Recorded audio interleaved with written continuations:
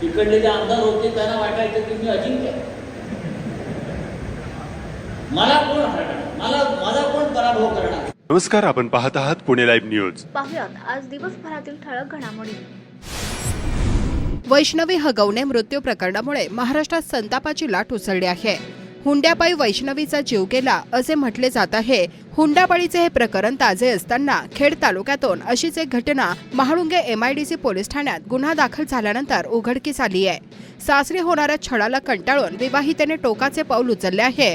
परभणी जिल्ह्यातील पूजा गजानन निर्वळ वय वर्ष 22 या विवाहितेचा महाळुंगे तालुका खेड येथे 27 एप्रिल रोजी मृत्यू झाला असून ही हत्याच असल्याचा तिच्या आई वडिलांचा आरोप आहे. गरीब कुटुंबातील असल्याने या प्रकरणाची कुठेही दखल घेण्यात आलेली नाही. पोलिसही कारवाई करण्यास आणि माहिती देण्यास टाळाटाळ करत असल्याचा पूजाच्या आई रेखा बोचरे यांचा आरोप आहे. काही नको, फक्त आमच्या पूजाला न्याय मिळवून द्या अशी त्यांची मागणी आहे. पूजाने सासरच्या अत्याचाराला कंटाळून लग्नाच्या 5 महिन्यातच टोकाचा निर्णय घेतला. पूजाचा मृत्यू झाला तेव्हा ती 3 महिन्यांची गरोदर होते. वडील गणेश बोचरे यांनी महाळुंगे पोलीस ठाण्यात तक्रार दाखल केली. पोलिसांकडून कारवाई करण्यात आली नाही. 3 डिसेंबर 2024 रोजी पूजाचे लग्न झाले. त्यानंतर पूजा नवरा, सासू सासरे, ननद व तिच्या 2 मुलांसह महाळुंगे येथे राहायला आले. सुरुवातीचे 3 महिने आनंदात गेले. मात्र नंतर गाडी घेण्यासाठी माहेरून 50,000 रुपये आण असा तगादा पती गजानन निर्वळ याने पूजाकडे लावला. आधीच लग्नाची उसनवारी झाल्याने वडिलांनी पैसे देण्यास नकार दिला. येथूनच पूजाला पतीकडून मानसिक व शारीरिक त्रास देण्यास सुरुवात झाली. पूजाने माहेरी छळाविषयी सांगितले, पण समजूत घालून तिला त्यांनी परत पाठवले. त्यानंतर पूजाचा मृत्यू झाला. पूजाचे वडील ट्रक ड्रायव्हर आहेत. आई दुसऱ्यांच्या शेतात मोलमजुरी करते. आई रेखा बोचरे यांनी सांगितले, झेपत नसतानाही लग्नात 3 लाखांचा खर्च केला, 2 लाखांचे सामान दिले. माझी मुलगी गरीब कुटुंबातील आहे म्हणून पोलिसांनी आजवर कोणतीही ठोस कारवाई केलेली नाही असा आरोप त्यांनी केला. या प्रकरणात महाळुंगे पोलिसांनी गुन्हा दाखल केला आहे. उन्हाळा असूनही पावसाळी स्थिती निर्माण झाली आहे. कारण मागील 8 दिवसांपासून आभाळ फाटल्यासारखा पाऊस पडत आहे. रविवारी 25 मे 2025 रोजी सकाळपासून पावसाची संततधारच आहे. त्यामुळे नागरिकांना सूर्यदर्शनही होईना अशी स्थिती आहे. खेड तालुक्यासह जिल्ह्यात सर्वत्र पाऊस होत आहे. मे महिन्याच्या मध्याच्या सुमारास वातावरणात बदल झाला. त्यानंतर ढगाळ वातावरण तयार होत गेले. तर 15 मे नंतर वळवीचा पाऊस पडण्यास सुरुवात झाली. मात्र मागील काही दिवसांपासून धुवाधार पाऊस पडत आहे. या पावसाला उसंत नाहीच. 2 दिवसांपासून तर दिवस रात्र पाऊस पडू लागला आहे. मागील 4 दिवसात पावसाने दमदार हजेरी लावली. त्यामुळे नुकसानीच्या घटनाही घडल्या आहेत. रविवारी सकाळपासूनही शहरासह परिसरात पाऊस पडत होता. परिणामी नागरिकांचे हाल झाले. नागरिकांना पावसामुळे घराबाहेर पडता आले नाही. खेड तालुक्यात अनेक भागात दमदार पाऊस पडला. त्यामुळे खरीप हंगामातील पेरणीचे गणित बिघडले आहे. चाकण, आळंदी आणि राजगुरुनगर शहर व लगतच्या सर्व गावांमध्ये रविवारी दिवसभर पावसाची रिपरिप सुरूच होते. त्यामुळे सुट्टीचे औचित्य साधून खरेदी आणि फिरायला निघालेल्या नागरिकांची गैरसोय झाली. तर सतत पाऊस होत असल्याने अनेक सखल भागात पाणी साचल्याचे दिसून येत आहे. पावसामुळे बाजारपेठा आणि मुख्य रस्त्यांवरील वर्दळ कमी दिसून आली. पावसामुळे अनेकांनी घराबाहेर पडणे टाळले. जे नागरिक खरेदीसाठी किंवा फिरायला घराबाहेर पडले त्यांना पावसामुळे छत्र्या आणि रेनकोटचा आधार घ्यावा लागला. दरम्यान आगामी 2 ते 3 दिवस असेच वातावरण राहण्याची शक्यता हवामान विभागाने वर्तवली आहे. खेड तालुक्यात गेली 8 ते 10 दिवस पडत असलेला मान्सूनपूर्व पाऊस आणि त्याचा वाढलेला जोर यामुळे नद्यांना पूर आला आहे. सर्वात महत्त्वाचे म्हणजे नदीवर असलेले कोल्हापूर पद्धतीचे बंधारे भरून ओसंडून वाहत आहेत. अचानक झालेल्या अतिवृष्टीमुळे काही भागात नदीला मोठा पूर येत असल्याने अनेक बंधाऱ्याचे गेट लावलेले तसेच असल्याने भिंतीवर दबाव येत आहे. या पावसाने काही भागातील छोटे बंधारे, पाझर हजार तलाव भरत आले आहेत. ते भरल्यानंतर नदी पात्रात येणारे पाणी अधिक वाढणार आहे. यामुळे कोल्हापूर पद्धतीच्या बंधाऱ्याच्या भिंतीवर दबाव येत असून काही ठिकाणी या बंधाऱ्यावर वाहतुकीसाठीचे पूल धोकादायक झाले आहेत. भामा नदीवरील कोरेगाव खुर्द आणि कोरेगाव बुद्रुक दरम्यान असलेल्या बंधाऱ्याची एक भिंत यामुळेच पडली आहे. चासकमान धरणाच्या पायथ्याला भीमा नदीवरील पुलावर खड्डे पडून तारा बाहेर आल्यामुळे मोठ्या अपघाताला निमंत्रण मिळत आहे. खेड तालुक्यात गेले 15 दिवसांपासून पावसाने थैमान घातले असून हातातोंडाशी आलेले उन्हाळी बाजरी पीक मातीमोल झाले आहे. बाजरीच्या कणसांना अंकुर फुटले असून शेतकरी हवालदिल झाला आहे. तत्काळ शासनाने पिकांचे पंचनामे करावे अशी मागणी होत आहे.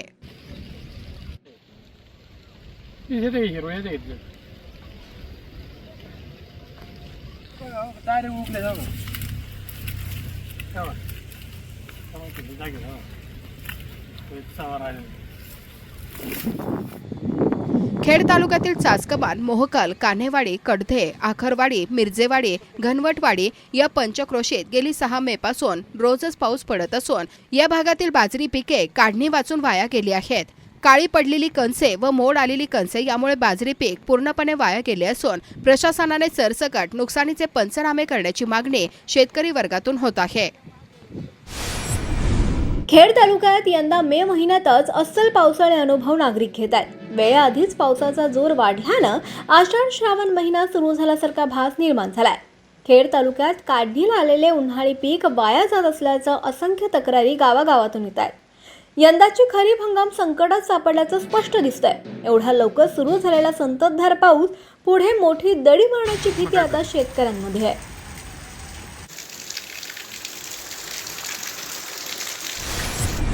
बडेजाव करण्यासाठी लग्नात अलीकडे दुचाकी आणि महागड्या कार भेट देण्याचा आणि संपत्तीचं ओंगळवाणं प्रदर्शन करण्याचा ट्रेंड वाढलाय. मात्र या गाड्या आणि दुचाक्यांना फाटा देत खेड तालुक्यातील श्री क्षेत्र गुळाणी गावात उद्धव ठाकरे शिवसेना पक्षाचे मुंबईत विभाग प्रमुख म्हणून कार्यरत असणारे रोहिदास राधू ढिंगरे यांनी आपल्या मुलीच्या लग्नात भेट म्हणून चक्क बैलगाड्यांसह 4 बैलांची खोंड म्हणजेच शर्यतीचे बैल आणि 1 घोडी जावयाला भेट दिली आहे. लग्न मंडपाच्या प्रवेशद्वारावर मंडपात दिवसभर बैलगाड्यांसह बैल आणि घोडी ठेवण्यात आल्यानं लग्न समारंभात आलेल्या वराडी मंडळींसह खासदार निलेश लंके आणि राजकीय पदाधिकारी तसंच वराडी मंडळींसाठी हा चर्चेचा विषय ठरलाय. यातील जावयाच्या कुटुंब प्रसिद्ध बैलगाडा मालक म्हणून परिचित आहे. लग्न समारंभात चक्क मुलीला बैलगाड्यांसह 4 बैल आणि 1 घोडी भेट दिल्यानं येथे कुतूहलाचा विषय ठरलाय.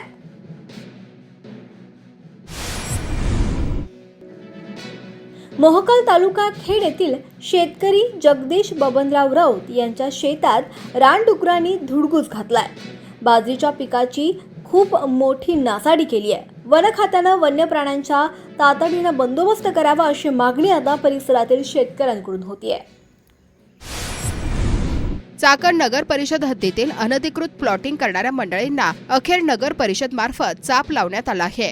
अनधिकृत दस्त नोंदणी करू नये यासाठी चाकण पालिकेने दुय्यम निबंधक खेड व चाकण येथील तिन्ही कार्यालयाला असे पत्र दिले आहेत.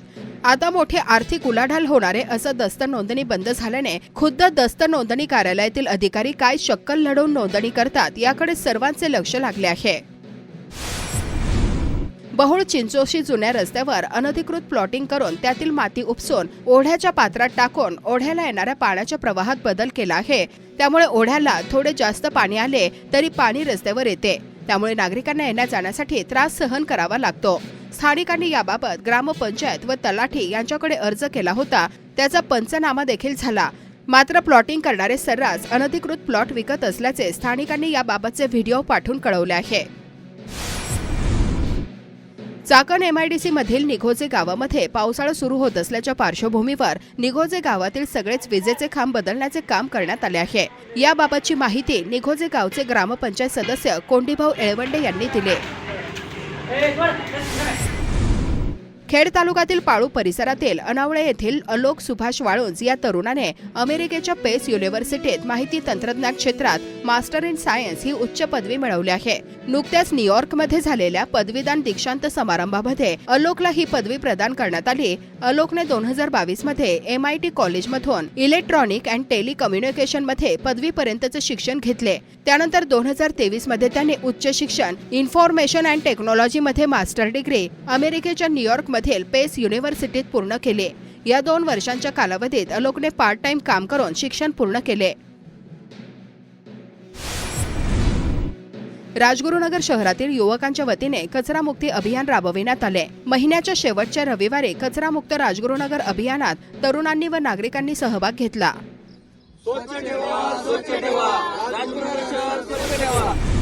शिवसेना ठाकरे गटाचे खासदार संजय राऊत यांनी पुन्हा एकदा ऑपरेशन सिंदूरवरून पंतप्रधान नरेंद्र मोदी यांच्यावर निशाणा साधला आहे. माझ्या नसानसात आता रक्ताऐवजी सिंदूर वाहत आहे असं पंतप्रधान नरेंद्र मोदी यांनी म्हटलं होतं.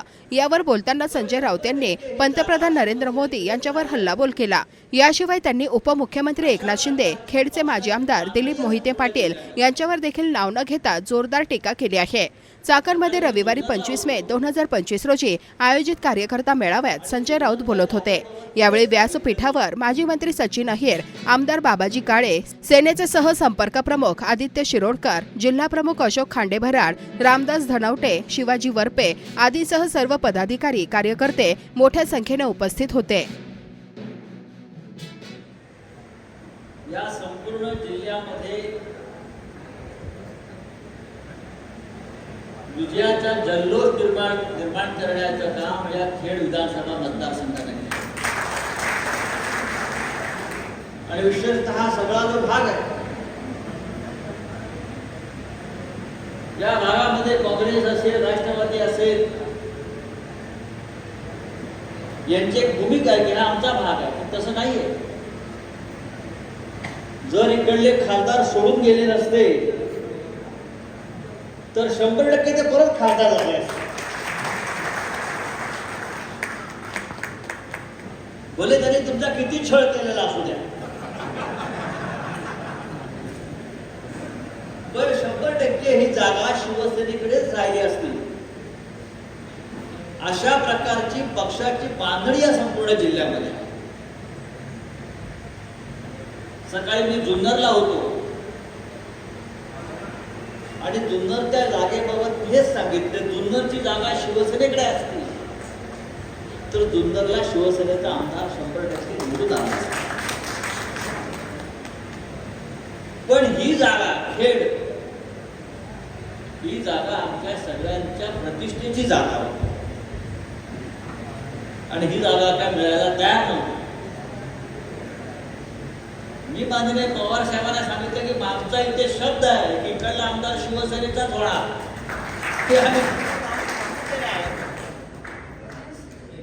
अशा वेळेला आम्ही आमचा शब्द खाली पडू देणार नाही. ही जागा आम्हाला द्यावीच लागेल. माझा आवाज जातोय नक्कीच. येऊ द्या. आणि आमचे या भागातले जिल्हा प्रमुख,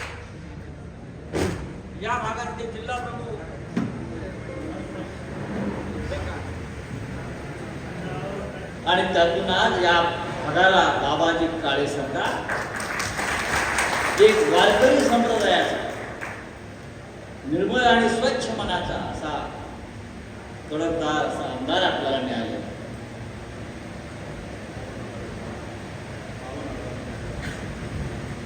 52,000च्या मताधिक्याने इकडले जे आमदार होते त्यांना वाटायचं की मी अजिंक्य, मला कोण हरणार, माझा कोण पराभव करणार, माझ्या मागे अजित दादा आहे.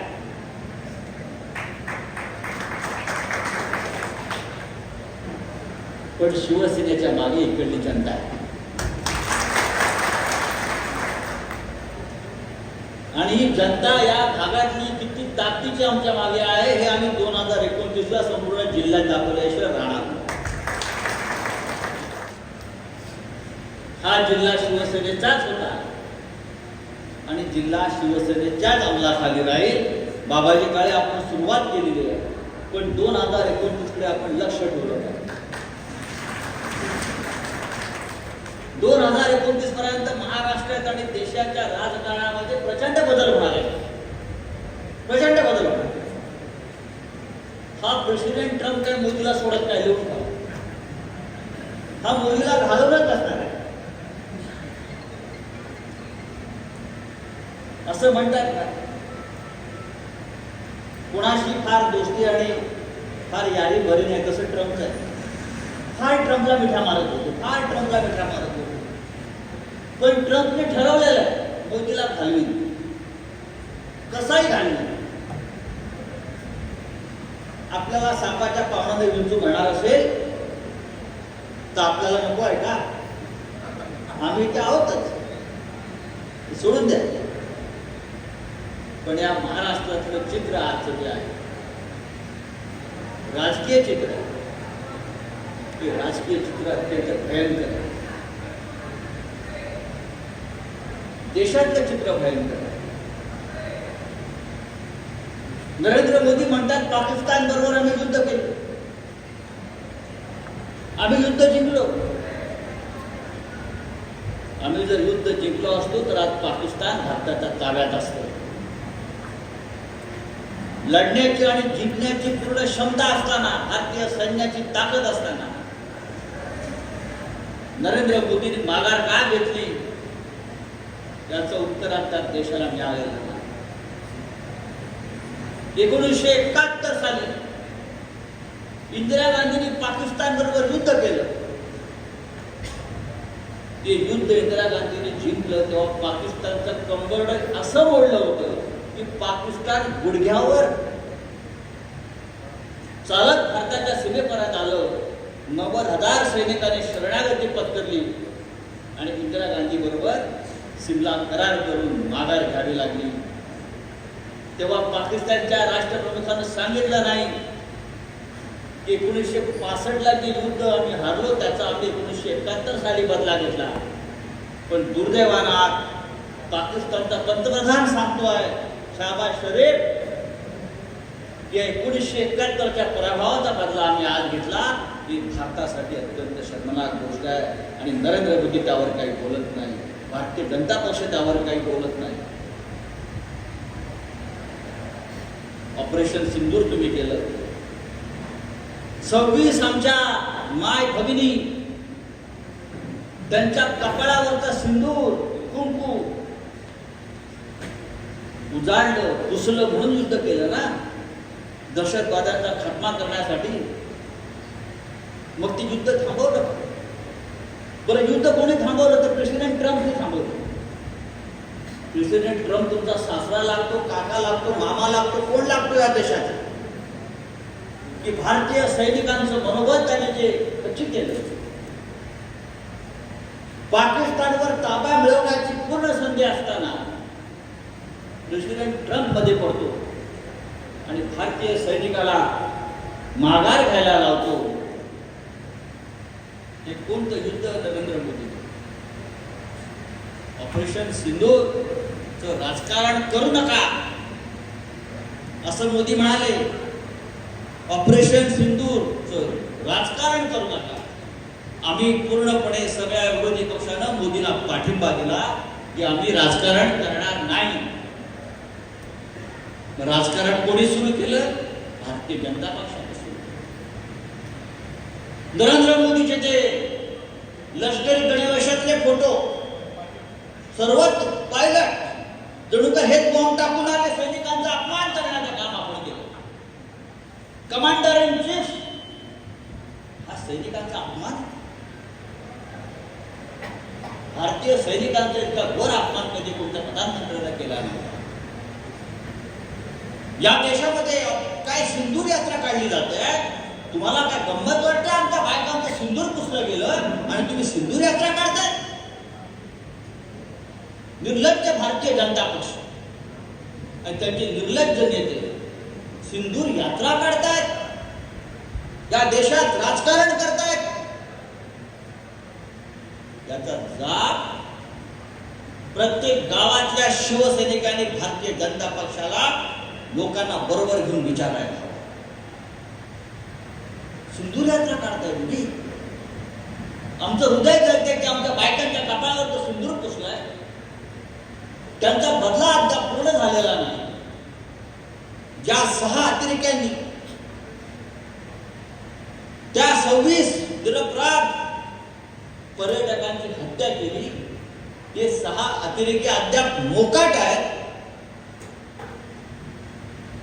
आणि तुम्ही सिंदूर यात्रा काढून या देशामध्ये युद्धाचं आणि त्या विधवा झालेल्या महिलांचं राजकारण करतायत. अशा प्रकारचं निर्लज्ज आणि दळभद्री सरकार या देशाला लाभलेलं आहे आणि हे सरकार म्हणजे देशाला कलंक आहे. अजिबात वेळ नाहीये. 2024ला निवडणूक झालेलीच नाहीये. निवडणूक 2029ला होणार. 2024ला अत्यंत खोट्या बनावट पद्धतीनं निवडणुका लढवून हा विजय प्राप्त केलेला आहे. निवडणूक झालीच नाही. निवडणूक जर फेअर झाली असती तर या महाराष्ट्रामध्ये भारतीय जनता पक्षाला 25 जागा सुद्धा मिळाल्या नसत्या. या महाराष्ट्रामध्ये एकनाथ शिंदेला 5 जागा मिळाल्या नसत्या आणि अजित पवारांच्या पक्षाला सुद्धा 5 जागा मिळताना. असे काय दिवे लावले या लोकांनी की त्यांना इतक्या 200च्या वर जागा मिळाल्या. माननीय शरद पवार सारख्या महान नेत्याच्या पक्षाला 10 जागा मिळाल्या. संपूर्ण महाराष्ट्र उद्धव ठाकरे यांच्या मागे ठामपणे उभा असताना त्यांच्या पक्षाला 20 जागा मिळाल्या. आणि हे अमित शहाचे पक्ष आहेत. एकनाथ शिंदेचा पक्ष, अजित पवारचा पक्ष, त्यांचा पक्ष नाही, त्या पक्षाचे नेते अमित शहा. अमित शहाने स्थापन केलेल्या पक्षाला या महाराष्ट्रामध्ये इतक्या जागा मिळतात, ह्याला शुद्ध फसवणूक आणि घोटाळा म्हणाला. पण ऐकणार कोण? ऐकणार नको. निवडणूक आयोग ऐकणार नाही, न्यायालय ऐकत नाही, गृहमंत्रालय त्यांच्या ताब्यात. पण ही वेळ आता संपत आली. मी जे वारंवार म्हणतो की 2029च्या आधी या महाराष्ट्राचं आणि देशाचं भाग्य पूर्णपणे बदलणार आणि ही घाण नष्ट होणार. हे स्पष्ट चित्र जगभरात जे दिसत आहे त्यानुसार जगाला शोध झाला या 2 नेत्यांचा. शिवसेना एक असा पक्ष जो हिंदुहृदय सम्राट बाळासाहेब ठाकरेंनी स्थापन केला. 55 वर्षापेक्षा जास्त काळी संघटना टिकून आहे या देशामध्ये. ती सहजासहजी तुम्हाला अशा प्रकारे सत्तेच्या बळावर मोडता येणार नाही, खतम करता येणार नाही. हजारो लाखो शिवसैनिक आजही महाराष्ट्राच्या गावागावामध्ये आहेत. वारुळातून मुंग्या बाहेर पडाव्यात अशा प्रकारे हे शिवसैनिक कधी बाहेर पडतील आणि तुमचे राज्य कधी खालसा करतील सांगता येत नाही. आज तुम्ही फक्त ईव्हीएम 60 लाख मतं एका तासामध्ये वाढली. जगाच्या इतिहासामध्ये लोकशाहीत असा घोटाळा झाला नसेल. 60 ते 65 लाख मतं संध्याकाळी 5:30 नंतर अचानक वाढतात. त्याचा हिशोब निवडणूक आयोग द्यायला तयार नाही. कुठून आली 65 लाख? जागतिक व्यासपीठावरती हा प्रश्न राहुल गांधींनी अमेरिकेत नेलेला आहे. हा प्रश्न युरोपमध्ये नेलेला आहे. या देशाची लोकशाही कडे लोटांच्या शिखरावर कशा प्रकारे उभी आहे ते जागतिक स्तरावर हे प्रश्न मांडलेले आहेत. 60 लाख मतं वाढतात, 65 लाख मतं वाढतात आणि निवडणूक आयोग त्याचा हिशोब देत नाही आणि त्या 60 ते 65 लाख मताच्या बोगस मतांवर भारतीय जनता पक्ष आणि त्यांचे 2 हे पक्ष बरोबरचे निवडून देतात. ही काय लोकशाही? आणि अशा प्रकारच्या लोकशाहीला आपण मानत नाही. ही निवडणूक झाली नाही असं आम्ही म्हणतो. ही निवडणूक हैजॅक केली, हा विजय हैजॅक केला. जिंकणार कोणी दुसरेच होते पण विजयाच्या मुंडवळ्या अचानक दुसरा कुणाच्या तरी कपाळाला बांधण्यात आला. हे 2029 साली आपल्याला बदलायचं असेल तर या वर्षापासून आपल्याला तयारी करावी लागेल. महाराष्ट्राच्या कानाकोपऱ्यामध्ये आम्ही आलो. हिंदुहृदय सम्राट बाळासाहेब ठाकरेंचा पक्ष, देवेंद्र फडणवीस, अमित शहा, नरेंद्र मोदींना अशा प्रकारे खतम करता येणार नाही. तुम्ही खतम व्हाल पण शिवसेना राहील. खूप प्रयत्न केले लोकांनी. 55 वर्षामध्ये बाळासाहेब ठाकरे नेहमी सांगायचे, बाळासाहेब ठाकरे सांगायचे या देशामध्ये 2 सेना आहेत आणि त्या 2च सेना शेवटपर्यंत राहतील. एक सीमेवरची भारतीय सेना आणि दुसरी माझी शिवसेना. हे शेवटपर्यंत राहतील. हे बाळासाहेब ठाकरे आम्हाला सांगायचे आणि ते सत्य. एकनाथ शिंदे यांचा शिवसेनेशी संबंध हे कोणीतरी मला एकदा समजून सांगा. किंवा अहो मला तर आश्चर्यच वाटतं. निवडणूक आयोगाच्या पुढे आम्ही सुद्धा बसलो होतो पवारसाहेबांच्या त्या खटल्याच्या वेळेला. पक्षाचा संस्थापक हयात आहे, निवडणूक आयोग समोर बसलाय, सुनावणी चालू आहे, पवार साहेब समोर बसलेत, आम्ही सगळे त्यांच्या पाठीमागे आहोत. खटला सुरू आहे, खटला संपतो आणि पवार साहेबांसमोर निवडणूक आयोग सांगतो हा पक्ष तुमचा नाही, तुमच्या पुतण्याचा आहे, त्याचा आहे. समोर पक्षाचा संस्थापक अध्यक्ष बसले, ज्याने पक्षाला जन्म दिला तो बसले आणि निवडणूक आयोग सांगतो आप करना हे उलटा है. अच्छा एकनाथ शिंदे ना आगा ना पूछा, आगा ना पूछा. अमित शहाने जन्म दिलेलं अनावरच पोरग आहे, त्याचा बाप अमित शहा. तो बाळासाहेब ठाकरेंचा पक्ष त्या एकनाथ शिंदेच्या हातावर ठेवतो, ते तुम्हाला आहे, संभालो उसको. अरे तू क्या संभालेगा? हे अग्निदेव आहे. बाळासाहेबांनी शिवसेनेच्या रूपाने एक आग पेटवली महाराष्ट्रात, अग्निकुंड पेटवली, निखारे ठेवले शिवसैनिकांच्या. एकनाथ शिंदेला ते जमणार? ते 40 लोकांची गँग घेऊन काय राज्य चालतं का? सगळे भ्रष्ट लोक, रोज एकेकाची प्रकरणं येत आहेत. तो जालन्याचा कोण आमदार लक्षात आहे का? बघितलं धुळ्यामध्ये खोलीमध्ये 5 कोटी रुपये सापडले, अंदाज समितीचा आहे. हे सगळे असे लफंग्यांचे हे सरदार आहे आणि त्याला नाव दिलं शिवसेना. अमित शहाने स्वतः लफंग्यांचे सरदार सेनापती आहेत दिल्लीमध्ये आणि महाराष्ट्रात मध्ये इतर राज्यामध्ये अशा प्रकारे लोक निर्माण केले. मुंबईवर त्यांचं लक्ष आहे. त्यांना मुंबई गिळायची, महाराष्ट्राची राजधानी, मराठी माणसाची राजधानी. त्यांना मुंबई तोडायची, त्यांना मुंबई ताब्यात घ्यायची गुजरातच्या. आणि म्हणून अमित शहा, नरेंद्र मोदी, देवेंद्र फडणवीस या तिघांचं कारस्थान आधी शिवसेना खतम करा. जोपर्यंत ही शिवसेना मराठी माणसाचा आवाज उठवत राहील तोपर्यंत मुंबई आपल्याला गिळता येणार नाही मराठी माणसाची. त्याच्यावर शिवसेना खतम करा. तुमचे 100 बाप खाली उतरायला पाहिजे. मुंबई महाराष्ट्रापासून आणि शिवसेनेच्या पकडीतून तुमच्या ताब्यात घेण्यासाठी.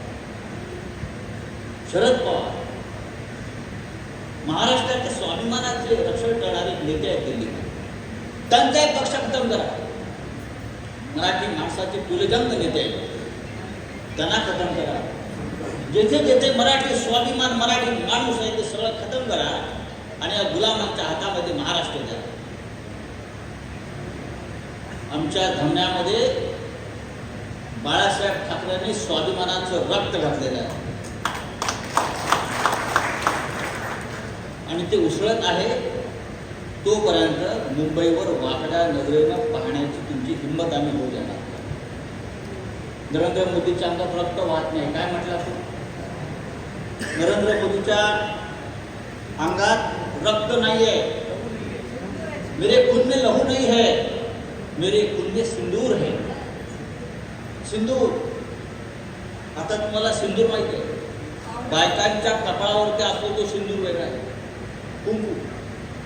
सिंदूर हा एक विषारी विष असते त्याच्यात. पूर्वीच्या काळामध्ये राजे महाराजे एखाद्याला मारायचं असेल तर जेवणामध्ये सिंदूर टाकतात. एखादा गवई चांगला गात असेल, त्याचा घसा खराब करायचा असेल तर पानामध्ये सिंदूर द्यायचं. हे विष. हा माणूस स्वतः सांगतो माझ्या धमन्यामध्ये रक्त नाही तर विष आहे, मी विषारी माणूस आहे. असा जहरी माणूस त्या देशाचा प्रधानमंत्री पदी बसला आहे. आणि एकनाथ शिंदे आणि अजित पवार त्याचा उदो करतायत आणि ह्या जिल्ह्याच्या दोघांच्या मागे उभा राहत असेल तर हा छत्रपती शिवाजी महाराजांच्या पदस्पर्शानं पावन झालेला हा संपूर्ण जिल्हा त्या जिल्ह्याचा आणि या मातीचा.